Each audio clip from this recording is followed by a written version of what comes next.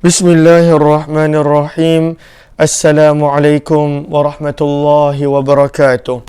Bismillah, alhamdulillah, wassalatu wassalamu ala habibillah Sayyidina Muhammad ibn Abdillah wa ala alihi wa sahbihi wa mawalah. Allahumma rabbi syrah lana sudurana wa yassir lana umurana wahlul 'uqdatam min alsinatina yafqahu aqwalana. Allahumma faqqihna fid din wa 'allimna at-ta'wil. Allahumma alhimna marashid umurina wa a'idhna min shururi anfusina birahmatika ya rabbal alamin. Walhamdulillahi rabbil alamin. Ahlan kepada sahabat-sahabat semua, sabahun nur, sabahul khair. Selamat pagi, salam pertemuan dalam Hayati Quran. Dan kita telah tiba pada siri yang ke-444 bersama dengan saya Umar Aziz. Moga-moga pertemuan ini menjadikan kita dapat mendekatkan diri dengan kalamullah, dapat menghayati pengajaran yang ada di dalamnya dan dapat menjadikan perintah-perintah ataupun larangan Allah dalamnya sebagai panduan dalam kehidupan seharian kita. Ahlan kepada semua. Saya nak raikan dahulu sahabat-sahabat yang berada di ruang komen. Ahlan. Allahumma salli ala sayyidina Muhammad. Zimah Don, Asna Darus, Zaliha Kamaruddin, Rosnani Kiyah, Nurazia Mukhtar, Nurahim Sharif, Mariamah Zakaria, Safia Sapian, Azima, Zaliha Kamaruddin, Yusuf bin Nurdin, Zahara Alias, Ifah Aiman, Galik Sprit, Jamilah Ihsan, Syamsia Salih, Safia Sapian, Tumirah Damiri, Norisa Wan, Ana Sukaimi, Habibah Abdul Aziz, Aminah Hitam, Kak Zaliha Kamaruddin, Galik Sprit, dan juga Princess Tengku Abdullah, Muslimah Mahmud, Ana Sukaimi, SAB, Fatimah Cik Mat, dan juga Zahara Alias, Rosyatimah Asmari, Ija Rahman, Nur Hayati Yahya, Kamiza Muhammad Amil, Rozana Aziz, Nur Aini Yusuf, Nur Hayati Yahya, Zuriat M. Hashim, Anita Maizan, Rosnani Kiyah, Hajarah Zai, Azima, Yaya Lia, Hafizah Hassan, Nur Ahmad Darus, serta Siti Zaliha, Rohani Abdul Jalil, Rin Khairil, Syamsia Salih, Jamalia Ja'far, dan juga Syafiq Rohani serta Faridah Manaf. Ahlan kepada semua. Waalaikumsalam warahmatullahi wabarakatuh. Kepada semua yang memberi salam, terima kasih kepada yang mendoakan. Moga-moga doa yang sama Allah kurniakan kepada sahabat-sahabat semua. Bagaimana suara saya pada pagi ini? Saya harap audio, video saya adalah jelas. Saya dah cek tadi, jelas so far.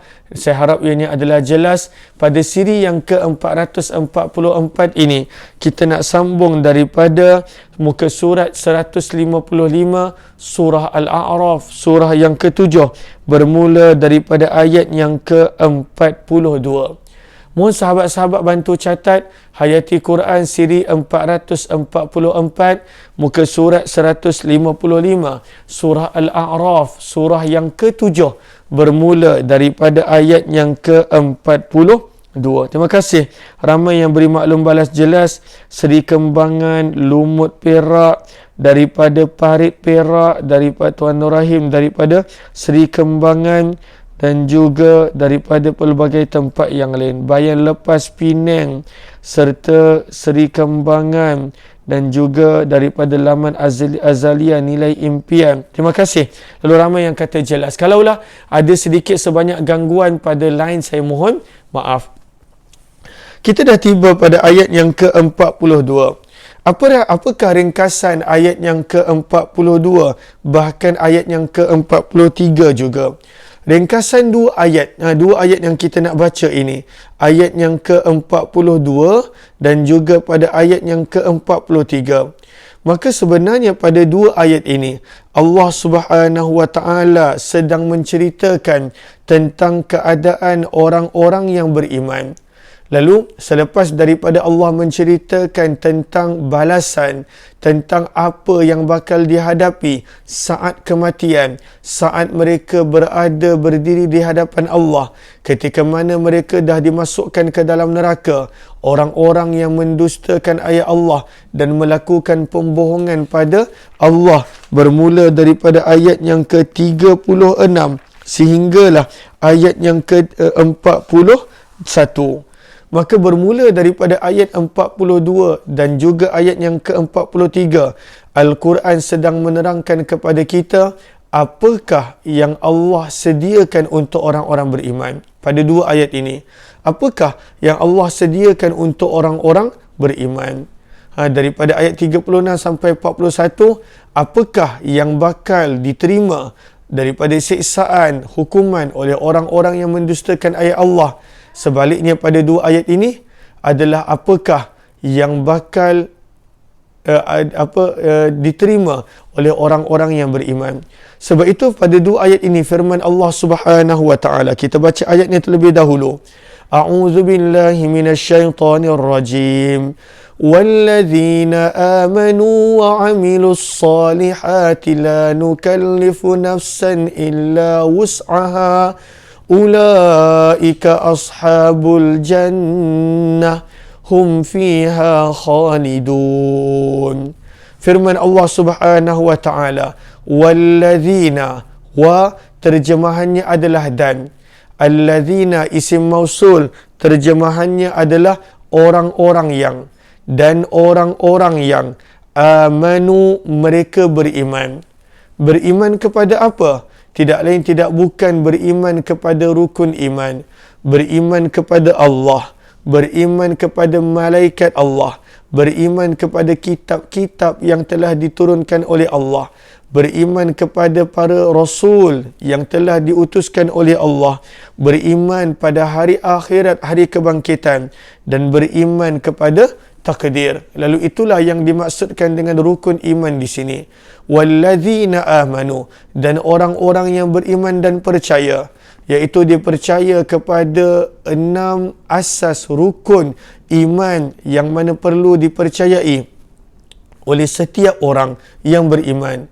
Lalu kalaulah dia beriman pada Allah, dia tak beriman pada Rasulullah pun tak boleh juga, imannya tidak diterima. Kalaulah dia beriman pada Allah dan Rasul tetapi dia mendustakan kitab-kitab pun tak boleh juga. Maka maksud beriman di sini adalah dia beriman kepada 6 perkara yang kita dah tahu daripada rukun iman. Firman Allah, walladzina amanu, dan orang-orang yang beriman dan percaya. Namun dia bukan sekadar beriman, kerana iman itu adalah benda yang tersembunyi, benda yang dalaman. Bahkan dia zahirkan, dia tunjukkan keimanannya, kepercayaannya dengan wa'amilus salihat, wa dan amilu, mereka melakukan as-salihat, amalan-amalan yang baik. Apakah yang kita boleh belajar daripada perkataan walladzina amanu wa'amilus salihat? Yang kita boleh belajar bahawa sebenarnya orang yang benar-benar beriman, dia pasti akan zahirkan keimanan itu dengan amalan yang baik. Seperti mana pada ayat yang ke-40 kita nampak orang-orang yang mendustakan ayat Allah, maka apakah sikap mereka? Wastakbaru, mereka sombong. Orang-orang yang mendustakan ayat Allah, sifat mereka sombong. Mereka tak nak terima kebenaran walaupun mereka tahu itu adalah benar. Begitu juga sifat orang-orang yang beriman dan orang-orang yang beriman. Apakah sifatnya? Wa'amilus salihat, mereka adalah orang yang melakukan kebaikan. Lalu ini tidak dipisahkan. Tak ada orang yang kata, ya saya beriman dan walaupun saya tak solat tapi saya beriman. Betul. Tetapi iman itu menuntut bahawa menzahirkan dengan amalan, menzahirkan dengan perbuatan yang disukai oleh Allah Subhanahu wa taala. Sebab itu dipairkan di sini, digabungkan di sini, dan orang-orang yang beriman dan orang-orang yang melakukan amalan yang baik. Maka ini pengajaran yang pertama, bahawa perlu berserta dengan iman. Kita pada waktu itu tunjukkan keimanan itu, zahirkan keimanan itu dengan amalan-amalan yang amilus salihat, yang mendatangkan keridaan Allah Subhanahu wa taala. Maka perkataan yang berikut, la nukallifu nafsan illa wus'aha, ini sebenarnya adalah jumlah mu'taridah. Apakah maksud jumlah mu'taridah? Ianya adalah jumlah tambahan. Ianya adalah jumlah tambahan. Lalu bila Allah Subhanahu wa taala berfirman, dan mereka orang yang beramal salih wa amilus salihat, dan orang-orang yang beriman dan beramal salih, maka Allah highlightkan amalan yang kami suruh bukanlah amalan yang berat. Amalan yang kami suruh bukanlah amalan yang susah. Firman Allah Subhanahu wa taala menceritakan tentang amalan, la, tidaklah, nukallif, kami membebankan, nafsan, mana-mana orang, mana-mana jiwa, mana-mana manusia, illa, kecuali, wus'aha, sesuai dengan kemampuan dia. Ketika mana Al-Quran menceritakan bahawa orang-orang yang beriman dan beramal salih, maka Al-Quran highlightkan tak ada amalan yang Allah suruh pada waktu itu membebankan dengan firman Allah, la, tidaklah, nukallif, kami membebankan, nafsan, mana-mana jiwa, mana-mana orang, illa, kecuali, wus'aha, itu sesuai dengan kemampuan dia. Bila Allah suruh salat 5 waktu, sebenarnya dia boleh buat. Bila Allah suruh tutup aurat, sebenarnya dia mampu buat. Bila Allah suruh bayar zakat 2.5% sahaja, sebenarnya dia mampu buat. Bila Allah Subhanahu wa taala suruh untuk melakukan perintah itu, sebenarnya dia mampu buat. Bila Allah larang daripada melakukan sesuatu, sebenarnya dia mampu buat. Maka ini adalah pengajaran yang kedua. Pengajaran yang kedua kita nak ambil daripada perkataan yang Allah highlightkan, la nukallifu nafsan illa wus'aha. Apabila kamu kata amalan ini susah, amalan ini berat, amalan ini payah, Allah ingatkan, la nukallifu nafsan illa wus'aha, kami tidak bebankan mana-mana manusia kecuali sesuai dengan kemampuan dia. Maka sebab itu di sini kata Sahibul Jamal dalam tafsirnya, wa innama hasuna wuqu'u hadzal kalam, amat indah cara Allah meletakkan perkataan ini di dalam ayat ini. Bagaimana Allah Subhanahu wa taala ketika mana menerangkan tentang amalan-amalan salih, zakara, Allah terangkan juga, anna dzalikal amal, apapun amalan salih yang Allah suruh, apapun perintah larangan yang Allah larang, sebenarnya itu adalah min wus'ihim, daripada kemampuan manusia, wa taqatihim, wa ghair kharij an qudratihim, dan sebenarnya bukanlah luar daripada kemampuan manusia. Maka itu pengajaran yang kedua. Bila banyak orang kata bahawa amalan ni berat, amalan ni susah, amalan ini begini-begini, sebenarnya Allah ciptakan manusia dan Allah lebih kenal tentang manusia. Sebab itu ada amalan yang wajib yang manusia mesti buat sebagai tanggungjawabnya sebagai seorang hamba, dan ada amalan sunat yang Allah bagi pilihan. Kalaulah manusia itu buat, dia dapat ekstra. Kalaulah dia tak buat, maka tidak berdosa. Maka segala susunan aturan Allah adalah maha sempurna. Lalu itu pengajaran yang kedua. Apabila kita rasa dalam hidup kita amalan-amalan yang fardu ini adalah sesuatu yang berat, ingat firman Allah, la nukallifu nafsan illa wus'aha. Maka itu pengajaran yang kedua, yang mana poin yang sangat penting untuk kita pegang untuk diri kita. Lalu firman Allah, orang-orang yang beriman dan orang-orang yang melakukan kebaikan, beramal salih, di manakah tempat mereka? Ulaika ashabul jannah. Ulaika, mereka itulah ashabu, penghuni al-jannah, syurga Allah Subhanahu wa taala. Dan di sini ada pengajaran yang ketiga. Ada pengajaran yang ketiga. Kata Sahibul Kasyaf dalam tafsirnya untuk pengajaran yang ketiga, selepas daripada Allah highlightkan yang mana tak ada amalan yang Allah bebankan luar daripada kemampuan, Allah menyebut orang-orang yang melakukan amalan itu adalah penghuni syurga. Maka di sini kata Sahibul Kasyaf, Masya Allah, apakah yang beliau sebut? Maka di sini sebenarnya ada sesuatu yang luar biasa. Apakah dia? Bahawa dengan amalan yang tidak ada bebanan, dengan amalan yang tak ada bebanan, amalan fardu langsung tak ada bebanan. Kalaulah kita buat lebih, itu adalah sunat. Dengan amalan yang tak ada bebanan, Allah memberi ganjaran syurga tanpa batasan. Masya Allah. Lalu ini pengajaran yang ketiga. Betapa penyayangnya Allah. Betapa rahim, rahmannya Allah. Dengan amalan yang tidak ada bebanan. Salat 5 waktu. Berapa sangat salat 5 waktu? Zakat 2.5%, itu pun selepas harta kita tiba pada nisab yang tertentu. Orang yang ada 100, 1000, 2000 tak ada zakat untuknya. Tetapi orang yang dah sampai nisab, ada nisab dia, maka pada waktu itu barulah dia wajib zakat. Puasa sebulan daripada 12 bulan. Kemudian haji, itu pun kalau mampu. Ini adalah amalan-amalan yang fardu. Lalu firman menutup aurat apabila berada di luar rumah ataupun apabila berada bersama yang bukan mahram. Maka sebenarnya amalan yang tak membebankan ini, kata Sahibul Kasyaf, dengan melakukan amalan yang tiada bebanan, Allah menjanjikan syurga yang nikmatnya tanpa batasan. Ulaika ashabul jannah. Selepas Allah berfirman, la nukallifu nafsan illa wus'aha.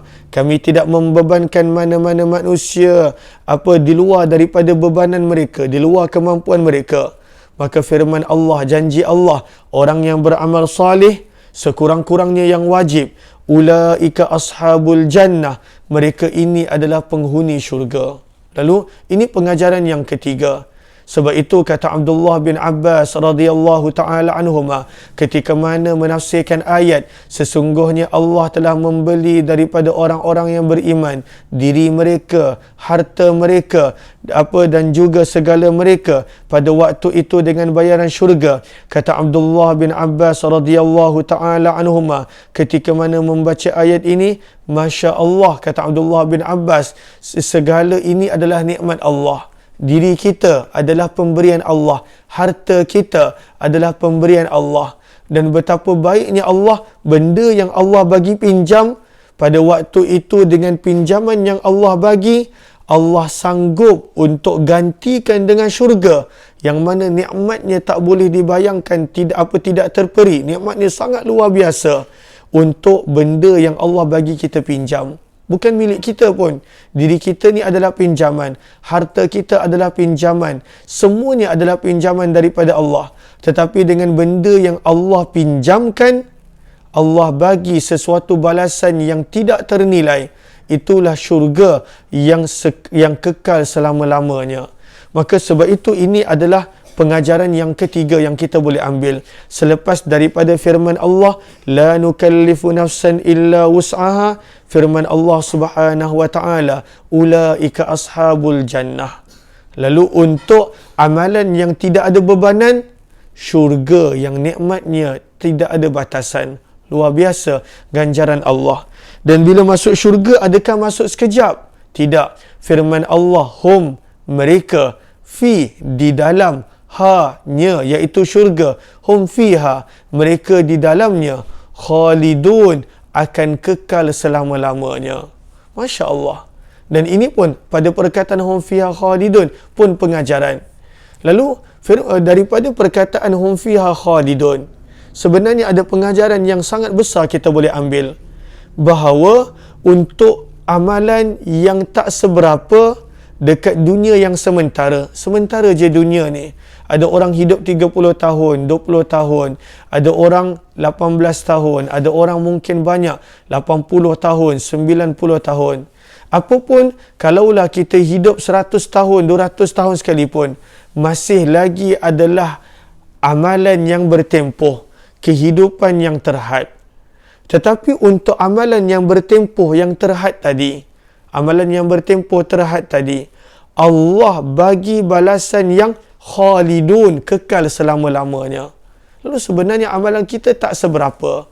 Apa yang kita buat adalah sikit sangat banding apa yang bakal kita terima. Firman Allah, hum fiha khalidun, mereka di dalam syurga kekal selama-lamanya. Padahal buat amalan berapa sangat? Padahal buat amalan sikit sangat. Betapa penyayangnya Allah Subhanahu wa ta'ala. Maka ini adalah pengajaran-pengajaran yang kita boleh dapat pada ayat yang ke-42. Ayat yang ke-43, Al-Quran meneruskan cerita berkenaan tentang keadaan penghuni-penghuni syurga. Bagaimanakah keadaan penghuni syurga? Mereka tidak ada hasad dengki. Mereka penuh dengan kesyukuran berbanding dengan keadaan penghuni neraka yang kita dah baca pada ayat yang ke-38, di mana mereka saling laknat-melaknat. Mereka pada waktu itu saling melakukan perkara yang dimurkai. Mereka saling pada waktu itu salah menyalahkan. Mereka pada waktu itu saling jatuh-menjatuhkan antara satu sama lain. Maka mereka minta, ya Allah, azab orang ni double disebabkan mereka mengajak kami untuk melakukan maksiat. Maka itu keadaan penghuni neraka. Sebaliknya, bagaimanakah keadaan penghuni syurga? Firman Allah Subhanahu wa ta'ala, wa naza'na ma fi sudurihim min ghil. Apakah keadaan penghuni syurga? Firman Allah Subhanahu wa ta'ala, keadaan penghuni syurga di dalam syurga, wa dan naza'na, kami telah mencabut, ma, apa-apa yang, fi, berada di dalam, suduri, hati-hati. Sudur terjemahannya dada, yang dimaksudkan adalah hati. Him, mereka di sini maksudnya adalah penghuni syurga.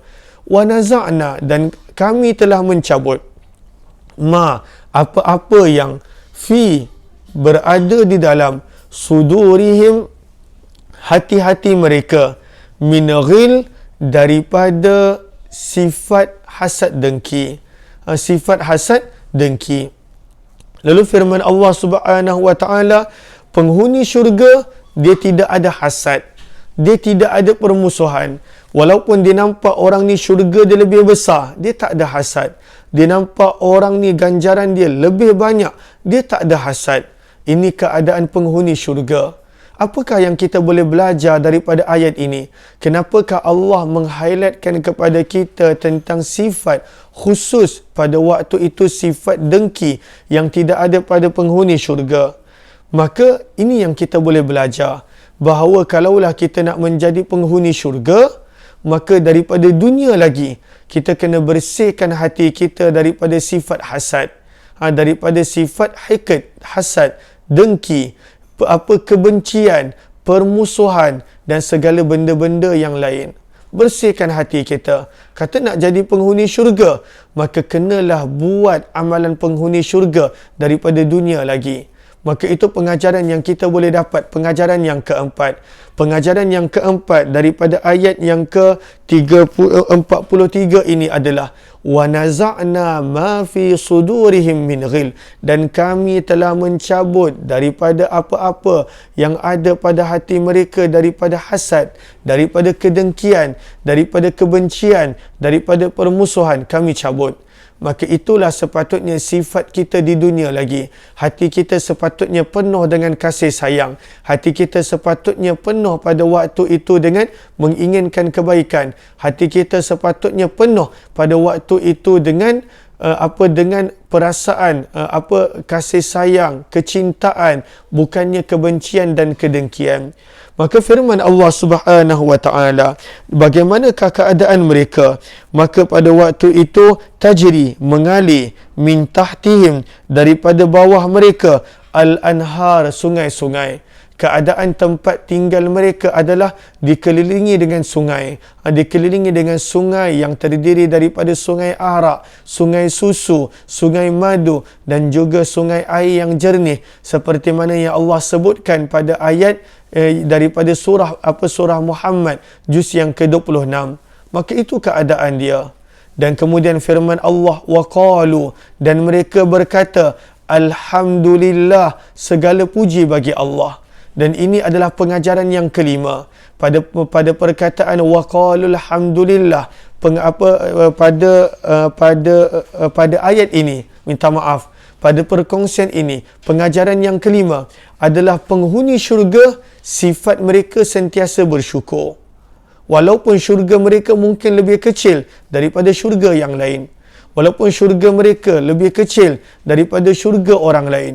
Tetapi penghuni syurga ini sifat mereka berbeza daripada penghuni neraka. Daripada perkataan Alhamdulillah yang menjadi pengajaran yang kelima untuk kita bahawa penghuni syurga sentiasa bersyukur. Lalu ini sifat yang patut kita ada daripada dunia lagi. Walau macam mana teruk pun ujian kita, cari sesuatu yang patut kita syukuri setiap hari. Cari. Alhamdulillah syukur saya dapat bangun awal. Alhamdulillah syukur saya dapat melakukan solat fardu subuh. Alhamdulillah syukur saya dapat mulakan hari saya dengan doa. Alhamdulillah syukur saya dapat mulakan hari saya dengan amalan-amalan yang baik. Alhamdulillah syukur saya dapat buat ini, buat ini.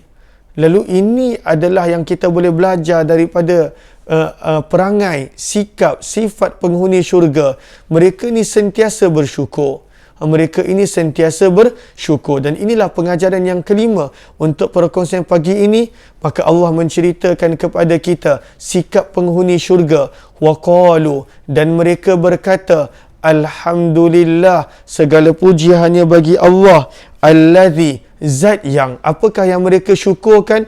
Hadana, yang telah memberi petunjuk kepada kami. Lihadha, untuk melakukan perkara ini, iaitu perkara yang boleh menjadikan kami masuk syurga. Syukur ya Allah, kami masuk syurga disebabkan Allah beri petunjuk kepada kami.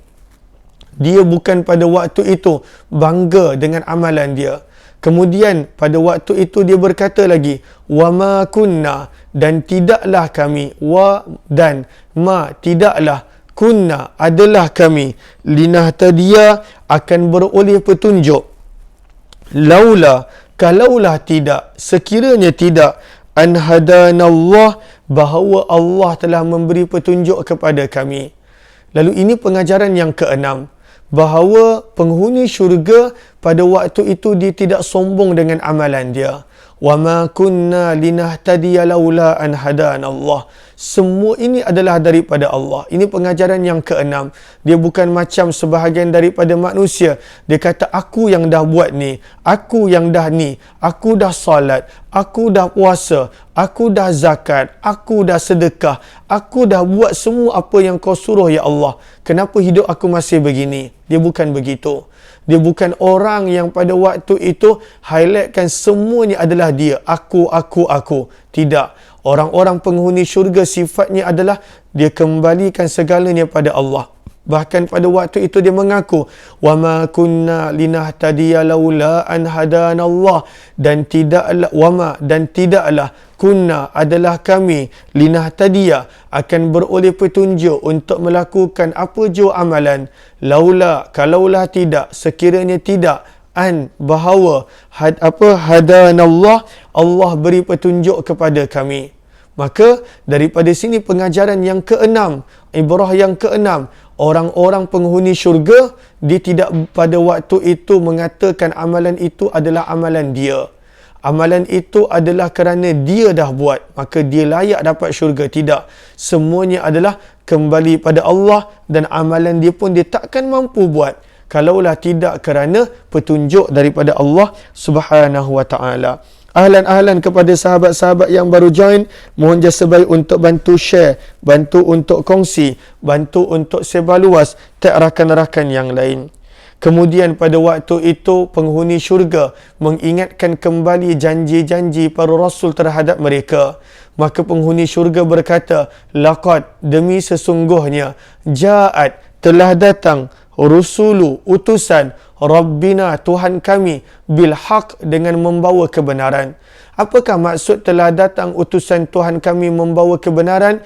Maksudnya dulu dekat dunia, para Nabi menjanjikan kami inilah balasan syurga. Kalaulah kami buat amalan ini, inilah balasan syurga. Inilah balasan syurga. Inilah balasan syurga. Lalu dekat dunia kami tak nampak. Lalu di sini kami nampak benarlah apa yang telah dijanjikan oleh kepada kami oleh utusan-utusan Tuhan kami, oleh para rasul. Kemudian akan ada suara yang menyuruh, wanudu, dan mereka akan disuruh, an, bahawa, tilkum, itulah untuk kamu, al-jannah, syurga, uristumuha, telah diwariskan syurga itu kepada kamu, bima, dengan sebab apa-apa yang kuntum, adalah kamu, ta'malun, kamu lakukan. Ya, syurga kita masuk pada waktu itu dengan dengan rahmat Allah.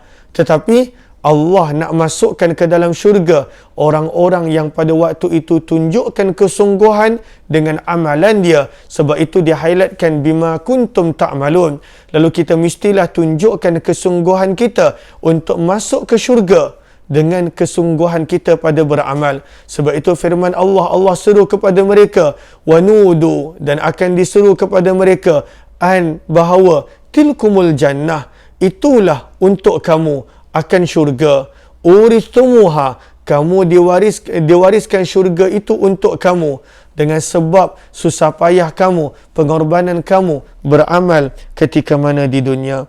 Alhamdulillah, kita telah selesai 2 ayat pada pagi ini dan ada beberapa pengajaran yang kita perolehi. Moga-moga menaikkan semangat kita, motivasi kita untuk melakukan sebanyak mungkin perkara yang diredai oleh Allah Subhanahu wa taala. Moga-moga bermanfaat insya-Allah. Terima kasih kepada semua sahabat-sahabat walaupun dalam perkongsian ringkas hanya 30 minit, moga-moga adanya pengajaran ibrah yang diperolehi. Kita jumpa pada jam 6 petang nanti dalam program Hamba Ilahi insya-Allah. Wabillahi taufiq wal hidayah. Assalamualaikum warahmatullahi wabarakatuh. Terima kasih semua. Jumpa lagi insya-Allah.